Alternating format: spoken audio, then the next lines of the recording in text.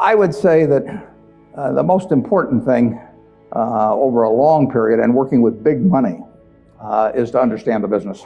Let's just say for the moment that you were given $1 million or whatever sum was necessary, and you could look around Knoxville or look around all of Tennessee if you want and buy into any three businesses, between now and a week from now, private businesses, not trading or anything of the sort. And you got a week to do it or you have to give the money back. What will you be doing during the next week? I mean, you can look at all these companies. Some of them you're quite familiar with, some of them you're less familiar with, some of them you know by reputation, some of them you know the management, some of them you don't. You know their competitive situation. What will you be thinking about during that 7-day period? How will you actually be screening these companies out? I think you'll look for three businesses, and you can't trade them after you buy them. You're gonna own them the rest of your life. You're gonna be looking for businesses that have enduring competitive advantage.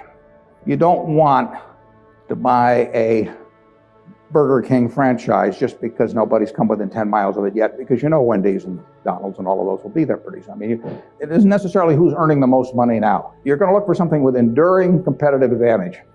Now that takes a business with some kind of a moat around it, because capitalism, by definition, is a system where every time somebody has an economic castle, somebody else is going to come after it.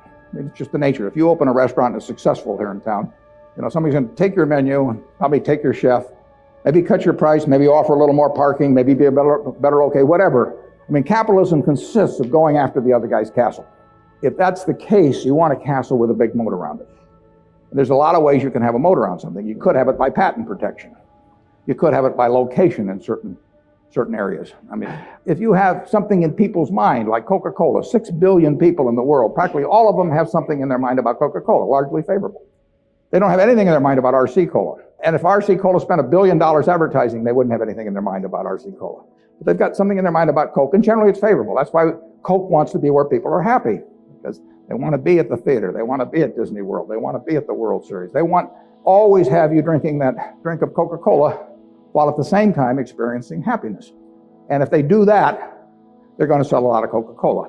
And it won't make any difference if somebody is a half a cent less on some serving than Coke. So that's an enduring competitive advantage. And you want it run by honest and able people. You don't want to go in with a crook, and you don't want to go in with a dope. Now, the best businesses to buy are the ones where you could have a dope in there. I mean, Peter Lynch says, buy a business that's so good that an idiot can run it, because sooner or later one will, and